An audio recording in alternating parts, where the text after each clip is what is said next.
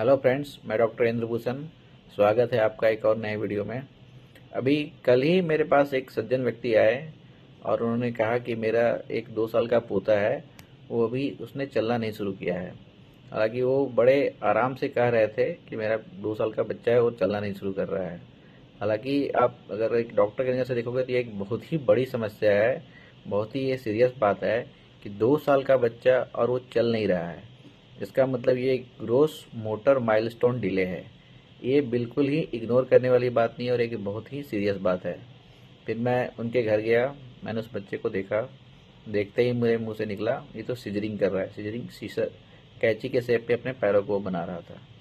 फिर मैंने उनसे डिटेल हिस्ट्री लिया कि बच्चा कहाँ पैदा लिया था, क्या बच्चे ने पैदा होने के बाद तुरंत रोया था।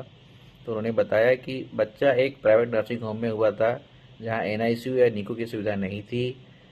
बच्चे को वहाँ से रेफ़र कर दिया गया था। बच्चे को ऑक्सीजन लगा करके 1-2 घंटे के ट्रैवलिंग के बाद एक एनआईसीयू में एडमिट किया गया था। बच्चा वहाँ कुछ दिन एडमिट रहा था। 5-6 दिनों के बाद बच्चे को वहाँ से डिस्चार्ज किया गया था। फिर मैं इस सारी चीज़ों को देखा, मैंने बच्चे को एग्जामिन किया। उसके दोनों पैरों के टोन बढ़े हुए थे। मैं इस कंक्लूजन पे आया कि ये स्पास्टिक डायप्लेजिया, जो एक सेरेब्रल पाल्सी एक टाइप है, ये वो है। तो अब आप सब पूछेंगे कि ये सेरेब्रल पाल्सी होता क्या है।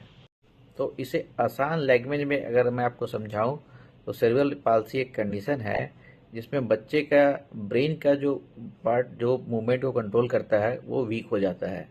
तो इसमें क्या होगा, मसल या तो टाइट हो जाएंगे या बहुत ही ढीले हो जाएंगे। बच्चा लेट बैठता है या चलता है। ये प्रॉब्लम कब हो सकती है, तो प्रेगनेंसी के टाइम में हो सकती है, डिलीवरी के टाइम में हो सकती है, या बर्थ के बाद बच्चे का जो ब्रेन को ऑक्सीजन चाहिए, अगर उसके सप्लाई में कमी आ गई, बच्चा देर से रोया, ये सारी चीज़ें हुई तो हो सकती है। तो इसमें आप क्या कर सकते हैं, अगर सेरेब्रल पाल्सी डायग्नोस हो जाती है तो बच्चे को तुरंत फिजियोथेरेपी, ऑक्यूपेशनल थेरेपी ये करवाने के लिए जाएं। किसी एक अच्छे पीडियाट्रिशियन से कंसल्ट करें, रेगुलर उसका ट्रीटमेंट कराएं। तो ये कंडीशन थोड़ा बहुत कम हो सकता है, बिल्कुल ठीक होने वाला कंडीशन तो नहीं है। लेकिन अगर स्पास्टिक डायप्लेजिया है तो it has a good prognosis. इसमें अपर लिम्ब का मूवमेंट और एक्टिविटी करीब करीब ठीक रहता है, लोअर लिम्ब में प्रॉब्लम रहती है। तो वो फिजियोथेरेपी करने और कांस्टेंट मेहनत करने से उसमें टोन थोड़ा कम हो जाता है। बच्चा फिर अपने पैरों पे खड़ा हो सकता है, थोड़ा बहुत चल भी सकता है।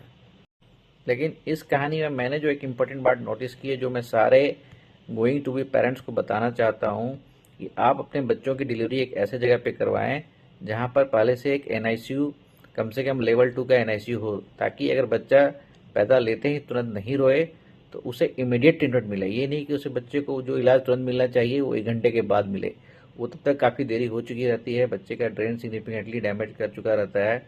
तो इससे बचने के लिए आप हमेशा पूछें कि क्या यहाँ पर एक अच्छा एनआईसीयू है, क्या यहाँ बच्चों के डॉक्टर आते हैं, क्या डिलीवरी के टाइम में एक अच्छे बच्चे का डॉक्टर अवेलेबल रहेगा, तभी आप वहाँ डिलीवरी करवाएं, अन्यथा वहाँ नहीं करवाएं। तो ये आपके हाथ में, जो आप इसे चेंज कर सकते हैं। ठीक है। और ऐसे ही पेरेंटल टिप्स के लिए मेरे चैनल को लाइक एंड सब्सक्राइब भी करें और फॉलो भी करें। थैंक यू, मिलते हैं अगले वीडियो में। बाय।